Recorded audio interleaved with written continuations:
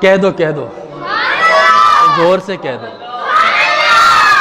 میں بیمار ہوں، میرا گلا خراب ہے، کھانسی ہے، لیکن یہ آپ کی محبتیں ہیں، میرے پاک پیغمبر کی ختم نبوت کی عظمت کے کرشمے ہیں کہ جب آپ اپنے نبی کا نام لو، جب اپنے پاک پیغمبر کا تذکرہ چھیڑو، بیماریاں دور ہو جاتی ہیں، سستیاں ختم ہو جاتی ہیں، کاہلی اپنے آپ مر جاتی ہے، فتنے خود بخود دب جاتے ہیں، شیاطین اپنی موت آپ مر جاتے ہیں، دجالوں کے گلے دبا دیے جاتے ہیں، فتنے خود بخود ختم ہو جاتے ہیں، تاریکیاں دور ہو جاتی ہیں، جھوٹ ختم ہو جاتا ہے، فتنے بے نقاب ہو جاتے ہیں۔ تم نبی کے قدموں میں آؤ تو صحیح، تم پاک پیغمبر کے محفل میں آؤ تو صحیح، تم نبی کو اپنا امام مانو تو صحیح، تم پاک پیغمبر کا کلمہ پڑھ کے دیکھو تو صحیح، تم پاک پیغمبر کے حلقہ بگوشان کے غلام بن کے دیکھو تو صحیح، تم پاک پیغمبر کی عظمتوں کا اعتراف کر کے تو دیکھو، پھر زمانہ تمہارا غلام ہوگا، پھر زمانہ تمہارے آگے جھکتا ہوا نظر آئے گا، تم نبی کے غلام بن جاؤ،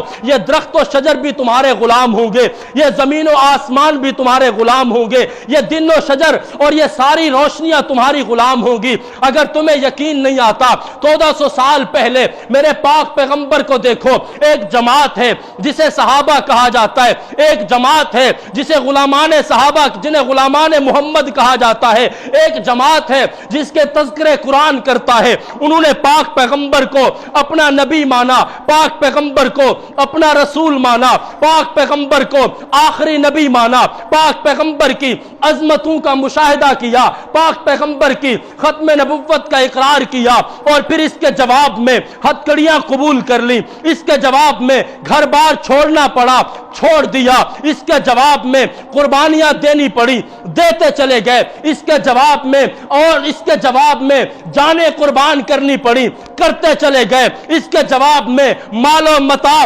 قربان کرنا پڑا، کرتے چلے گئے، لیکن پاک پیغمبر کو نہیں چھوڑا، پاک پیغمبر کے دامن کو نہیں چھوڑا، پاک پیغمبر کی ختم نبوت کے اس اعلان کو نہیں چھوڑا۔ صحابہ کرام نے جب پاک پیغمبر کے قلوب و اذہان میں، اپنے قلوب و اذہان میں پاک پیغمبر کے بیانات کو دلوں میں سمیٹا، پاک پیغمبر کی گفتگو کو دلوں میں سمیٹا، پاک پیغمبر کو اپنا نبی بنایا اور پاک پیغمبر کو اپنا سردار بنایا اور خود غلام بن گئے، اور صحابہ جب نبی کے غلام بنے، رب العالمین نے کہا صحابہ تم نے میرے پاک پیغمبر کو اپنا سردار بنایا ہے، میں تمہیں زمانے کا سردار بنا دوں گا۔ وہ دیکھو دریائے نیل کا پانی خشک ہوا، جناب عمر نے چھوٹا سا خط لکھا، چھوٹی سی چٹھی لکھی کہ تم جب تک اللہ کے حکم سے چلتے ہو، میں محمد کا غلام تمہیں حکم دیتا ہوں، پانی دوبارہ چلنا شروع ہو جائے، اور لوگوں وہ دیکھو دریائے نیل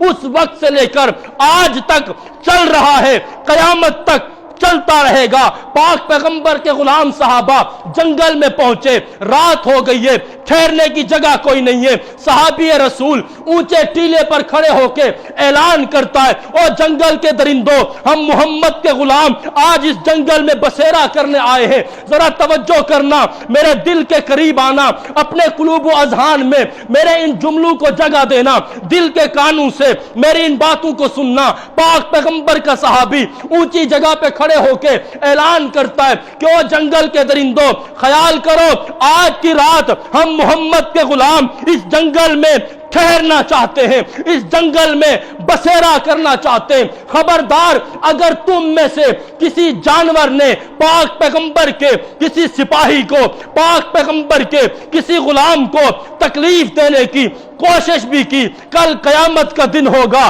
رب العالمین کی بارگاہ ہوگی، میرا پاک پیغمبر موجود ہوگا، تمہاری شکایت پاک پیغمبر کے سامنے ہم لے کر جائیں گے۔ صحابہ کہتے ہیں ہمارا یہ اعلان کرنے کی دیر تھی، ہم نے شیر کو دیکھا اپنے بچے منہ میں دبا کر جنگل چھوڑتے ہوئے نظر آئے، وہ درندے جنگل چھوڑتے ہوئے نظر آئے۔ یہ باتیں مجھے اور آپ کو کہانیاں لگتی ہیں، یہ باتیں مجھے اور آپ کو داستان لگتی ہے، یہ باتیں مجھے اور آپ کو قصے لگتے ہیں، لیکن رب محمد کی قسم وہ شخص کہ جس کے دل میں اللہ کی توحید آ جائے، وہ شخص کہ جس کے دل میں پاک پیغمبر کی ختم نبوت کا عقیدہ آ جائے، وہ شخص جو اپنے آپ کو پاک پیغمبر کا سچا غلام بنا لے، میں وعدے سے کہتا ہوں، میں دعوے سے کہتا ہوں کہ تم پاک پیغمبر کے غلام بن جاؤ، رب سارے زمانوں کو تمہارا غلام بنا کے چھوڑ دے گا۔ کچھ باتیں سمجھ میں آ رہی ہیں یا اوپر سے جا رہی ہے؟ کہیں اوپر سے تو نہیں جا رہی؟ سپیڈ زیادہ تو نہیں ہو رہی؟ جی فلائی اوور سے تو نہیں جا رہی باتیں؟ آپ کے دل میں باتیں جا رہی ہیں، آپ کے قلوب میں، آپ کے دل و دماغ میں باتیں جا رہی ہیں۔ ہمارے ذمہ کیا ہے؟ ہمارے ذمہ یہ ہے کہ ہم اپنے سینے کو پاک پیغمبر کی محبت سے لبریز کر لیں۔ ہمارے ذمہ یہ ہے کہ جب ہم پاک پیغمبر کا کلمہ پڑھیں پھر اس کلمے کی عظمت کو پہچانیں۔ ہمارے ذمہ یہ ہے کہ جب پاک پیغمبر کی غلامی کا طوق اپنے گلے میں ڈالیں پھر اس غلامی پر فخر کریں۔ یورپ اور عرب و عجم اور تمام ملکوں پر فخر کرنے کی بجائے ہم اپنے نبی کی غلامی پر فخر کریں۔ رب محمد کی قسم یہ سارے ممالک رب آپ کے غلام بنا دے گا، اور بنائے نہیں ہے؟ رب نے غلام بنائے نہیں ہیں ہمارے؟ جناب عمر کا دور یاد نہیں ہے؟ جناب ابو بکر کا دور یاد نہیں ہے؟ جناب عثمان کا دور یاد نہیں ہے؟ جناب علی کی تلوار یاد نہیں ہے؟ جناب امیر معاویہ کا 66 لاکھ مربع میل آپ کو یاد نہیں ہے؟ عرب و عجم کو رب نے صحابہ کا غلام نہیں بنایا؟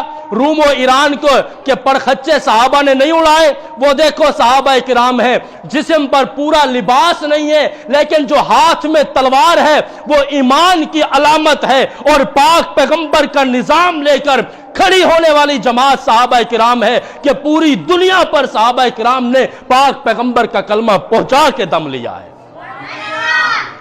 اس لیے میرے بزرگوں، میرے بھائیوں، میرے عزیز دوستوں، ہم نبی کے سچے امتی بن جائیں۔ کیا بن جائیں بھائی؟ کہہ دو یار، کہہ دو، کیا بن جائیں؟ سچے امتی بن جائیں۔ سبحان اللہ نہیں کہی جاتی آپ سے؟ پتہ نہیں ناراض ہو جاتے ہو؟ اگر میں جذبات میں بات کرتا ہوں تو آپ سبحان اللہ کہتے ہو، آہستہ بات کرتا ہوں تو میرے مولانا مفتاح الرحمان صاحب ناراض ہوتے ہیں کہ آج آپ نے گفتگو میں مزہ نہیں کیا۔ ہر بات گفتگو مزے کے لیے نہیں ہوتی، کچھ باتیں عمل کے لیے بھی ہوتی ہیں، تو ہمیں عمل بھی کرنا چاہیے نہیں کرنا چاہیے؟ یا صرف خطیب کو بس اچھلتا ہوا دیکھے اور مزے لیتے رہیں؟ ہر بات میں مزہ نہیں ہوتا، ہر بات میں عمل کی بھی کوشش ہوتی ہے۔ ہم پاک پیغمبر کے امتی ہیں، ہم پاک پیغمبر کے غلام ہیں، ہم نے کلمہ پڑھا ہے پاک پیغمبر